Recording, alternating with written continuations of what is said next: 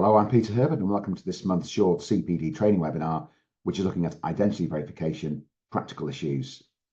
Identity verification, or IDV, as we sometimes refer to it, is a central aspect of the Economic Crime and Corporate Transparency Act.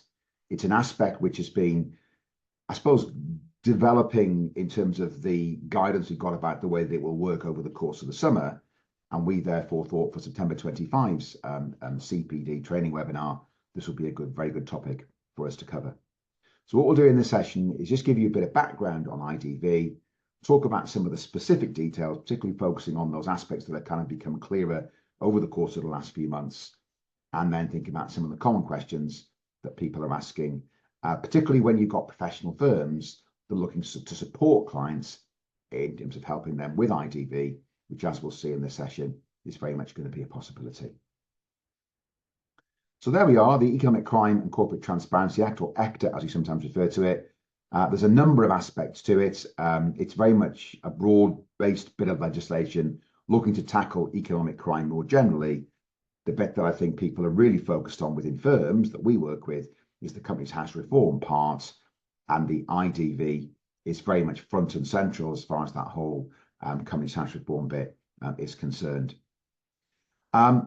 Companies House have issued a really good policy paper, which I put a link to on this slide, which just provides a very detailed transition plan for the implementation of the various aspects of the Act.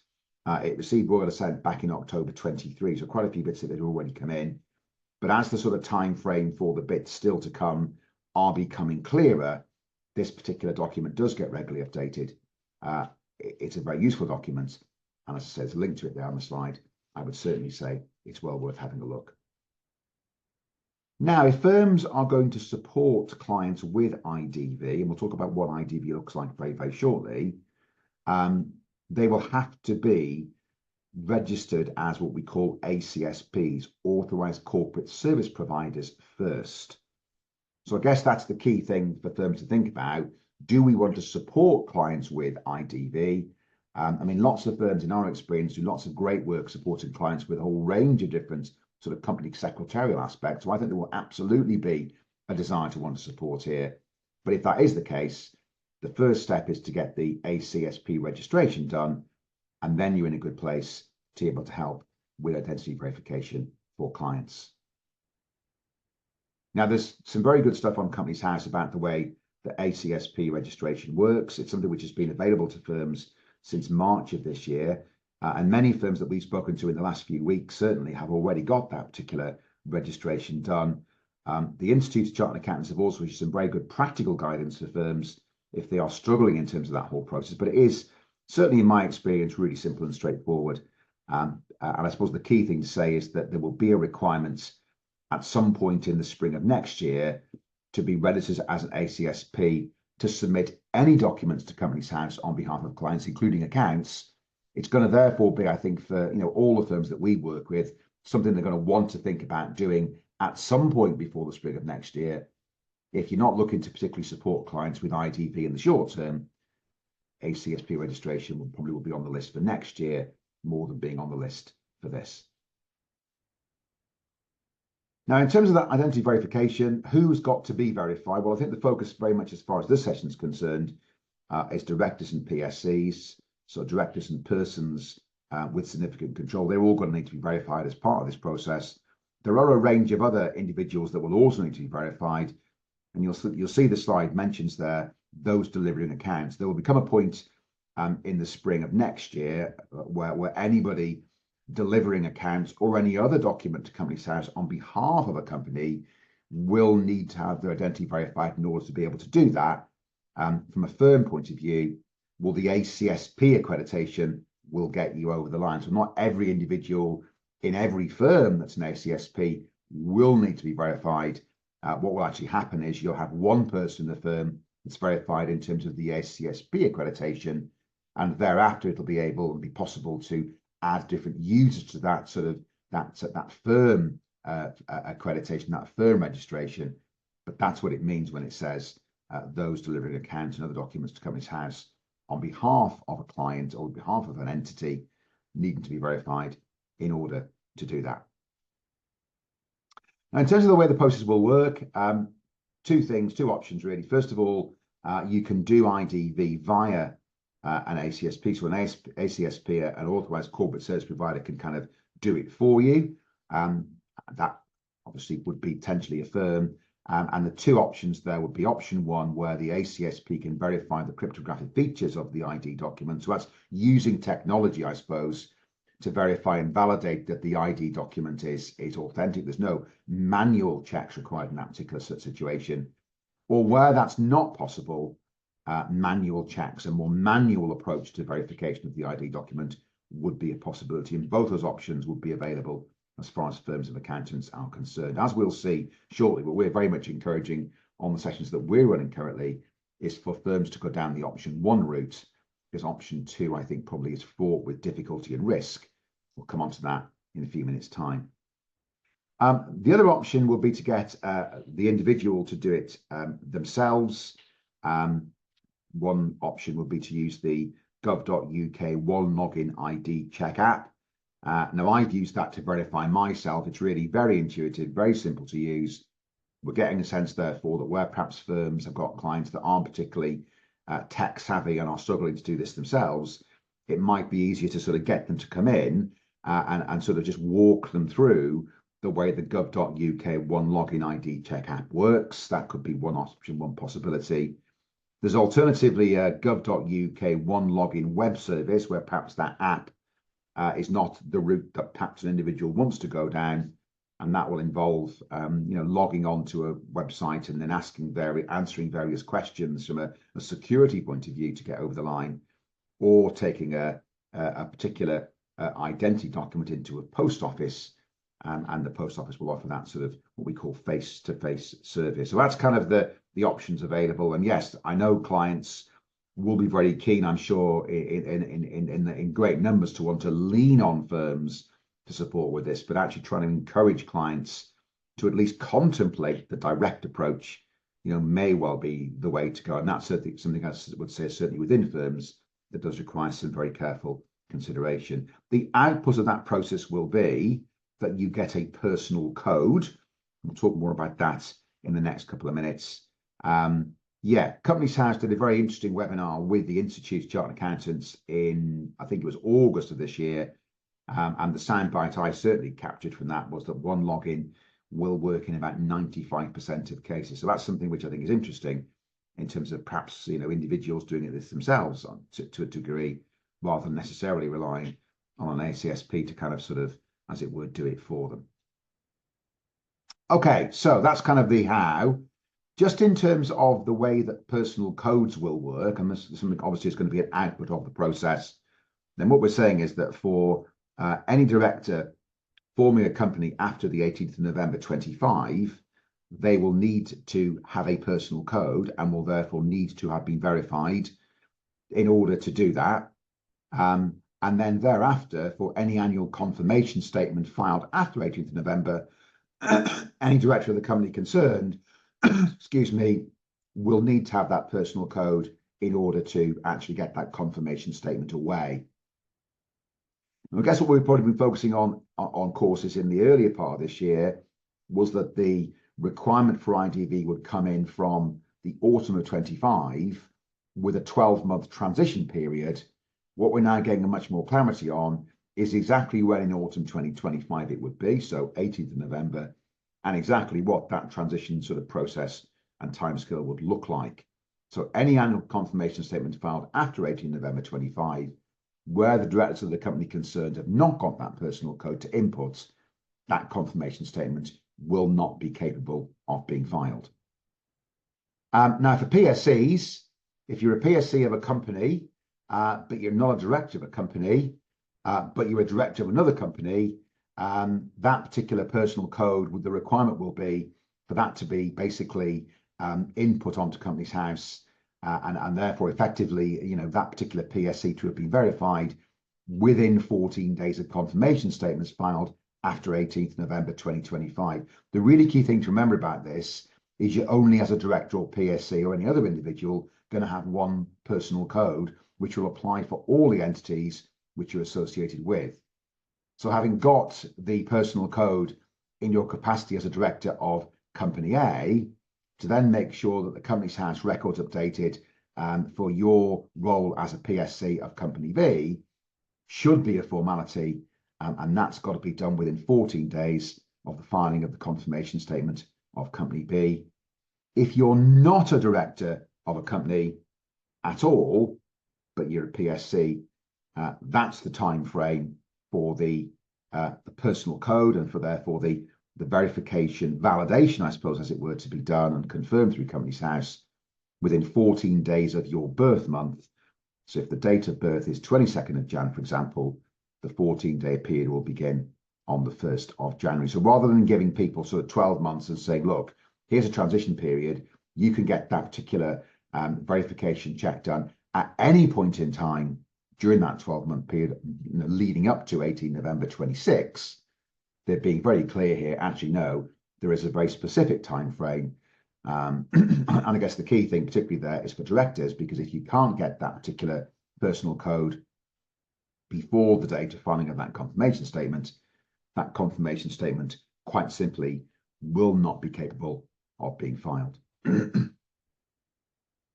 Later implementation time frame for other individuals who need to be verified as part of this whole process.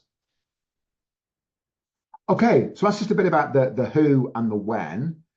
Just in terms of the actual verification checking, if you are doing this on behalf of clients, again, there's some really good guidance on Companies House about this, and I put a link there to the main Companies House guidance paper there, which is certainly quite useful.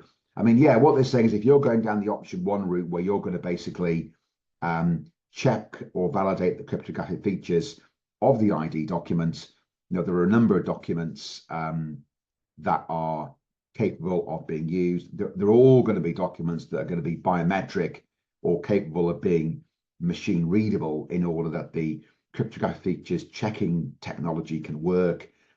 Firms, I don't think necessarily will have this technology themselves, but they may well be using a third-party provider, for example, for the purpose of things like AML checking.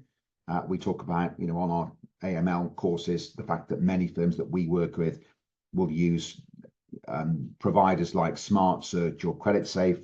And what we understand is they are sort of willing to support on this. So they'll give you a link to give to your clients. They'll click on the link to sort of then have the verification checking done in the background. And then that comes back to you. And that means that you can get over the line and get the individual actually verified. I guess one question there would be, if you're going to provide them with a link provided by your third-party provider, can't they just do this themselves? And again, I suppose we're very much emphasizing currently the merits, I suppose, of handing off to clients and getting them to do this themselves. But yeah, that's certainly what we're seeing emerging as an approach there in relation to option 2. Option 1. And then option 2, I mean, yeah, what we're saying there is you're going to manually check documents.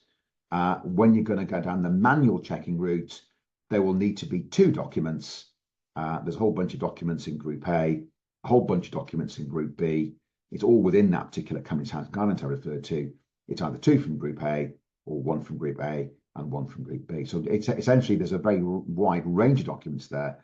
So if all else fails, then option 2 ought to be a possibility for an ACSP to actually embrace. What I think is a very important to say in terms of option 2, and I mentioned a bit earlier on, didn't I, that I think we're very much encouraging firms to either get clients to do this themselves or go down the option 1 route, is that what you've then got to do from an option 2 point of view is actually go through various steps. So ask for information about the person, and you're prompted, what information you need to ask about the person. Get the evidence to verify their ID, and really importantly there, check that the evidence is real. And yeah, off the back of that, you've then got to decide if we can verify the ID, have we got the documentation that we need? Are we comfortable the documentation is bona fide? If so, we can proceed. We can then generate that personal code for the individual concerned. We can then confirm to Companies House that we have verified them. Records of the identity checks we've done will then need to be retained. The really key thing, I think, on the right-hand part of this slide, again, just an extract there from the Companies House guidance is that if a person's being used to check a document, they must be trained in detecting false documents and be familiar with guidance on examining ID documents to detect basic forgeries. Training providers must follow the Home Office Best Practice Guide. Now, you can go online and find training courses run by providers who follow the Home Office Best Practice Guide. You could potentially even run a training course, internally within your firm, if you're aware and have basically sort of got across the detail of what that Home Office Best Practice Guide looks like. But to me, that kind of feels fraught with risk, fraught with complexity, fraught with problems. And although there's going to be a small number of cases where option 2 is going to be a requirement, because maybe it just quite simply happens that the identity documents you'd like to look at simply aren't available, this, we would say, certainly from an ACSP's point of view, should very much be an option of last resort, and might well be an option that an ACSP says, actually, we don't really want to go there. And we'll see why that is when we look at some FAQs to wrap up in the next few minutes on the following slide. So that's in a nutshell how it works. I suppose just in terms of some of the questions we're getting asked. So if our accountant's already done AML verification checks, won't this be enough? I think the key thing to say is there's very much sort of a parallel between what's required from an AML verification checking point of view to comply with the money laundering regs. But I think, and also what's required here from an IDV point of view to comply with the requirements of the Economic Crime and Corporate Transparency Act. But these processes actually are quite different and have got quite different facets to them. So I think it's very important to not mix the two. If firms can develop processes which very much do sort of wrap together the AML verification checks and the verification checks for the purpose of the IDV, fine. But yeah, don't conflate the two. They are different, and fundamentally, the answer to that first question would be no. You don't need to submit relevant documents to Companies House. If you have seen copies of documents as far as this process, you do need to retain them for 7 years. And again, linking back to the first question there, I guess the retention period for this and the retention period for documents to comply with the money laundering regulations where you've done client due diligence are different. And again, that's another aspect where, these are not completely joined up processes, AML, CDD, and IDV for the purpose of ECCTA compliance. So many acronyms, aren't there, in this area? And then thirdly and finally, who will regulate this to ensure we comply with the requirements? Well, interestingly, what I've certainly grabbed from quite a few of the things I've read, and certainly a very interesting ICAW webinar I watched over the course of the summer, is this will not be upon the ICAW, the ACCA, and other professional bodies to regulate. It's very much Companies House that will regulate this.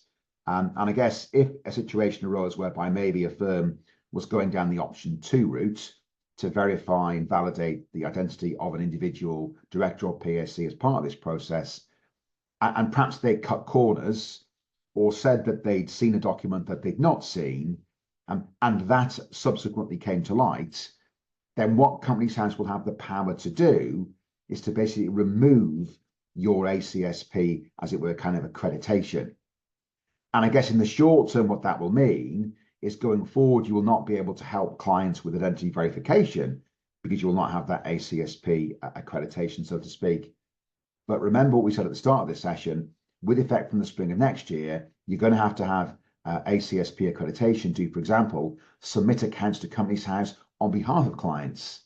And if the ACSP accreditation has been removed, it's been removed for that purpose as well. Furthermore, anyone who's been verified as part of this process and you as an ACSP have supported them, they will then need to be re-verified because effectively that original verification process is no longer valid. So it remains to be seen, how proactive are Companies House in terms of regulating in this space. But it does mean that although it's something I think firms will want to support clients on, it's not without risk. And as I say, therefore, the key questions are, are we going to support clients? If so, what are we going to charge? That's another question to ask yourselves. And if we are going to support clients, is option 2 really going to be on the table? or are we going to simply go on option one, which, as I say, in reality, to me at least, feels much less fraught with risk. Okay, so there we are. That's an overview of some of the detail around the identity verification process in the Economic Crime Act and some of the practical questions we're getting asked around that. I hope that was useful.